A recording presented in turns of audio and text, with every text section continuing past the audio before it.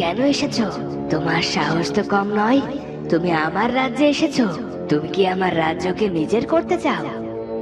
তুমি তো দেখতে ভারী সুন্দর, কিন্তু এমন রেগে মেগে কথা বলছো কেন? একটু সুন্দর করে কথা বললেও তো শুনতে ভালো লাগে। আজ তোমাদের মরতে হবে। তোমরা আজ আমার হাতেই বধ হবে। কিছু বুঝে ওঠার আগে জাদুকর শাহজাদা ধৃতিমান আর বেগমকে হত্যা করলো। পারস্যের রাজবংশ নির্বংশ করব কথা দিয়েছিলাম। আজ আমি আমার কথা রেখেছি। আজ আমার পিতার আত্মা নিশ্চয় শান্তি পেয়েছে। আজ আমি মন ভরে ঘুমাবো। আজ আমার আনন্দের দিন। এতদিনে আমার প্রতিশোধ পূর্ণ হয়েছে। রাজপুত্র সূর্য, তোমাকে আমি এই বলে দোয়া করেছিলাম যে তুমি আদর্শ পিতা হবে, কিন্তু তুমি না ভালো পুত্র আর না ভালো পিতা হতে পেরেছো। আজ তোমার জন্য আমাদের সব সুখ উবে যাবে। যতদিন না কুমারকে আমার কাছে এনে দিতে পারবে, ততদিন তুমি আমার সামনে আসবে না। যাও এখন। পিতা, পিতা, আমার কথা শুনুন। আপনি আমার মাথার উপর থেকে আমার আশীর্বাদের ছায়া সরিয়ে নিলে আমি কোথায় যাব? যা কিছু হয়ে যাক, আমি কুমারকে চাই। আমার কাছে কুমারকে এনে দাও। এই বয়সে আমি আমার সন্তানদের হারিয়েছি, আমি চাঁদকে হারিয়েছি। আমি আমার পৃথ্বীরাজকে কিছুতেই হারাতে পারবো না। আমি আমার চেষ্টার কোনো ত্রুটি রাখবো না। আমি ঠিকই খুঁজে বের করব আমার কুমারকে। ওদিকে শাহজাদি ইরাবতী পথ হারিয়েছে।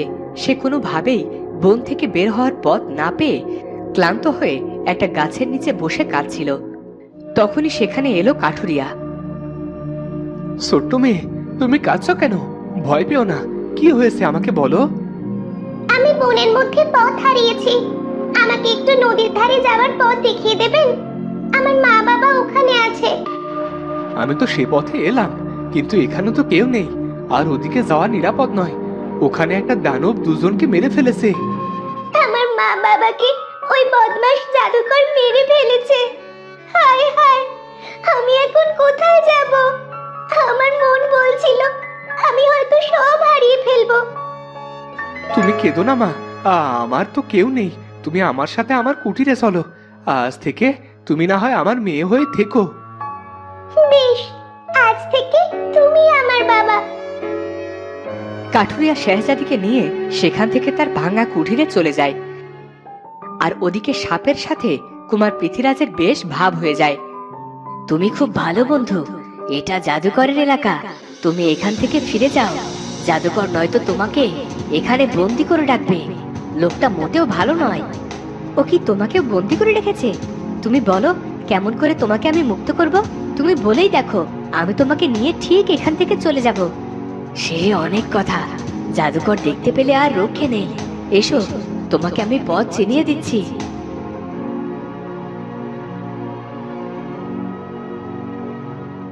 তুমি কেন এখানে পড়ে আছো? কেন এখান থেকে ফিরে যাচ্ছ না? আমার মুক্তি নেই বন্ধু। ওদিকে জাদুকর ফিরে সবে ঘুমাবে বলে চোখ বুজেছে। পৃথ্বীরাজের কথায় সে বিরক্ত হলো। আমার মায়া বনে কে পা রেখেছে? কার এত সাহস আমার ঘুমের সময় বিরক্ত করে?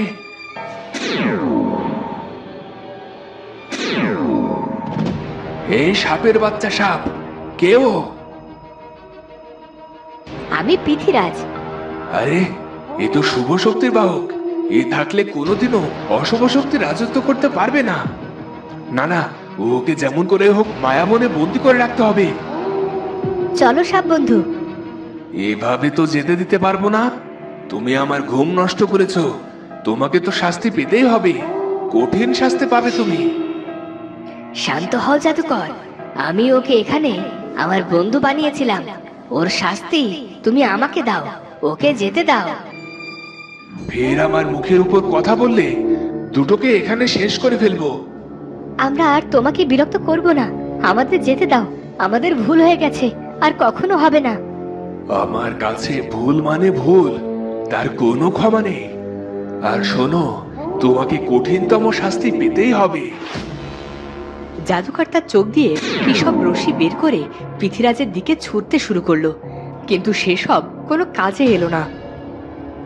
অকারণে তোমার শক্তি অপচয় করো না। আমাকে যেতে দাও। আর পারলে আমাকে ক্ষমা করে দিও। আমি জেনে শুনে তোমাকে বিরক্ত করতে চাইনি। হে নিয়তি, আমার ডাকে সাড়া দাও। আমি এক জাদুকর। আমার ঘুম যে নষ্ট করেছে তাকে নির্দয় পাষাণ এক দানবে পরিণত করো। জাদুকর, তোমার এ কেমন বিচার? আজ তুমি বড্ড অন্যায় করলে। এর দাম তোমাকে তোমার জীবন দিয়ে চোকাতে হবে। এরপর পৃথ্বীরাজ সেই অভিশাপে এক ভয়ঙ্কর দানবে পরিণত হলো। এ কি, তুমি আমাকে এভাবে লঘু পাপে গুরু দণ্ড দিলে? বেশ, তোমার শাস্তি আমি মাথা পেতে নিলাম। তবে দয়া করে বলো, কিভাবে আমি আমার এই কষ্টের জীবন থেকে মুক্তি পাবো? তোমাকে কোনো শাহজাদিকে বিয়ে করতে হবে, তবেই তুমি এই অভিশাপ থেকে মুক্ত হবে। এখন তুমি আমার মায়াবনে বন্দী।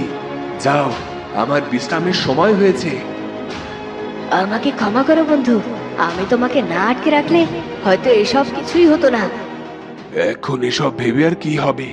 ভাগ্যে যা লেখা ছিল তাকে কে বদলে দিতে পারে? আমরা আজ থেকে এদিকে ওদিকে ঘুরবো। যদি কোনো শাহজাদির দেখা পাওয়া যায় তবে আমরা তাকেই চোখে চোখে রাখবো। তোমার এই অভিশাপ আমি ঠিক কাটিয়ে দেব। সেই সুযোগ তোমরা আর পাবে না। আমি তোমার স্মৃতি সংরক্ষণ পাত্রে জমিয়ে রাখবো। তুমি তোমার সব অতীত ভুলে যাবে, এমনকি তুমি দানব হয়েই মরবে। তুমি যে মানুষ ছিলে সেটাই তোমার মন থেকে মুছে যাবে। এবার হবে জাদুকরের রাজত্ব। ওদিকে পরিণীতা আর রাজপুত্র সব দিকে রাজকুমারকে খুঁজে চলল, কিন্তু কোথাও তার রাজকুমারকে খুঁজে পেল না। তবে কি আমাদের রাজকুমারকে আমরা চিরকালের মতো হারিয়ে ফেললাম? কুমার, আমি কখনো তোমার উপর রাগ করব না। তুমি ফিরে এসো, ফিরে এসো কুমার। মনকে শক্ত করো রাজপুত্র। আমাদের কুমার শুভ শক্তির বাহক। ওর নাশ এত সহজ নয়। মনে নেই, ডাইনির কালো জাদুও কোনো প্রভাব ফেলতে পারেনি ওর ওপর। ও ঠিক ফিরবে। আমাদের প্রাসাদে ফিরে যাওয়া উচিত, কারণ পিতা বড্ড ভেঙে পড়েছেন। তাই বলে এভাবে হাল ছেড়ে দেব পরিণীতা? হাল ছাড়বো কেন? নিয়তি নিষ্ঠুর নয়। এতদিন আমরা যা করার করেছি, এবার যা করার নিয়তি করবে। এবার স্বয়ং বিধাতার পরীক্ষা। মায়ের কোল এভাবে খালি হতে পারে না। ওদিকে রাজকুমারকে পাওয়া যায়নি বলে মহারাজ অনেক ভেঙে পড়লেন। তিনি শয্যাশায়ী হয়ে পড়লেন। প্রাসাদে কেন যে এত তাড়াতাড়ি ভালো সময়গুলো ফুরিয়ে যায় কে জানে। তার চেয়ে তো ডাইনির অত্যাচারও ভালো ছিল। মহারাজের অবস্থা ভালো নয়, বরং ক্রমেই খারাপের দিকে যাচ্ছে। কি যে হবে কে জানে। মহারাজ তার জীবনে কত কিছু হারালেন বলুন তো। তার ভেঙে পড়াটা তো অস্বাভাবিক কিছুই নয়। তবে প্রার্থনা করি মহারাজ দ্রুত সেরে উঠুন। রাজকুমার পৃথ্বীরাজ যেখানেই থাকুক সেও যেন ফিরে আসতে পারে। সত্যি কি রাজকুমার ফিরবে? হ্যাঁ, রাজকুমার ফিরবে। সে আমার বন্ধু। আমি কিছুতেই তার কোনো ক্ষতি হতে দেব না। আমি ফিরিয়ে আনবো তাকে। তুমি কি জানো সে কোথায় আছে? জানি না, তবে এখনো আমার কাছে কিছু ধোঁয়াশা রয়েছে। সেই ধোঁয়াশা আমাকে কাটাতেই হবে। কি করবে তুমি? দয়া করে আমাকে অনুমতি দিন গুরুমশাই। আমি একবার বনে যেতে চাই। আমি আমার মনের কোণে জমানো সব ধোঁয়াশাকে স্বচ্ছ করতে চাই। কিন্তু তোমারও যদি কোনো বিপদ হয় তখন আমি রাজবধূ আর রাজপুত্রকে কি জবাব দেব? আমাকে আপনি দয়া করে অনুমতি দিন। আমি যেতে চাই। বেশ, তবে সন্ধ্যার আগে তোমাকে ফিরে আসতে হবে, নয়তো আমি রাজবধূকে সবটা জানাবো। দেখছো তো প্রাসাদে এই অবস্থা, কেউ ভালো নেই। ধন্যবাদ গুরুমশাই, আপনার কথা আমার মনে থাকবে। তখনই ইরাবতী চলল বনের দিকে। ওদিকে শাহজাদি কি যেন ভাবে। সে হাসে না, কথা বলে না, চুপ করে এক কোণে বসে থাকে। শাহজাদি মা, তোমাকে এমন চুপচাপ দেখলে আমার বড্ড কষ্ট হয়। তোমার কি এখানে থাকতে কষ্ট হচ্ছে? না বাবা, আমি তো ভালোই আছি। আসলে সারাদিন একা একা বাসায় বসে থাকতে থাকতে আমার কিছুই ভালো লাগে না। যদি দুটো কথা বলার মতো কেউ থাকতো। ও, এই কথা। বেশ তো, আমি তোমাকে কাল একটা কথা বলা পাখি এনে দেব। ওর সাথে সারা দিন গল্প করে তোমার দিন বেশ ভালোই কাটবে। পাখিরা মানুষের মতো কথা বলে। ওই কাকাতুয়া পাখির বেশ বুদ্ধি আছে। এবার তুমি খুশি তো?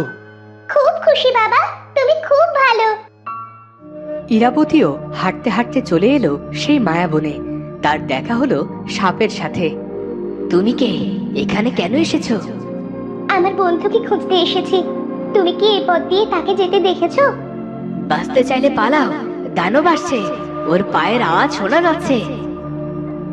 ইরাবতী দ্রুত একটা গাছের আড়ালে লুকিয়ে পড়ল। দানবরূপী পৃথ্বীরাজ ওর সামনে দিয়ে সাপকে সাথে নিয়ে কোথায় যেন চলে গেল। আমি কাকে দেখলাম? এ তো একটা দানব, কিন্তু ওকে কেন চেনা মনে হলো? কে ও? সূর্য ডুবে যাবে, কিন্তু কোথাও তো রাজকুমারকে পেলাম না। আমি বরং ফিরেই যাই। ওদিকে রাজগুরু ইরাবতীর জন্য অপেক্ষা করছিল। সন্ধ্যা হতে চলল, ইরাবতী তো ফিরে এলো না। তবে কি ওর কোনো বিপদ হলো? ওকে একা একা বনে যেতে দেওয়া আমার ঠিক হয়নি। রাজগুরু মশাই, রাজবধূ, আপনি কি হাল করেছেন নিজের? রাজকুমার পৃথ্বীরাজ ফিরে এলে এভাবে আপনাকে দেখলে যে বড্ড কষ্ট পাবে। দয়া করে একটু গণনা করে দেখবেন রাজগুরু মশাই, আমার কুমার বেঁচে আছে কিনা। আমি ইতিমধ্যেই দেখেছি রাজবধূ, সে ভালো আছে আর বেঁচে আছে, কিন্তু সে এমন কোথাও আছে যেটার মায়া ভেদ করা আমাদের পক্ষে অসম্ভব। তবে কি সত্যিই সে ফিরবে? হ্যাঁ পরিণীতা মা, সে ফিরবে। আমাদের জন্য তাকে ফিরতেই হবে। তো বন্ধুরা, এবার কে উদ্ধার করবে রাজকুমার পৃথ্বীরাজকে? কেমন করে সুখের আলো ফুটবে রাজবাড়িতে, সেটা জানবো আমরা পরের পর্বে। আর আজকের ভিডিওটি ভালো লাগলে অবশ্যই চ্যানেলটি সাবস্ক্রাইব করে বেল আইকনটি বাজিয়ে দিও। দেখা হচ্ছে পরের ভিডিওতে। ধন্যবাদ।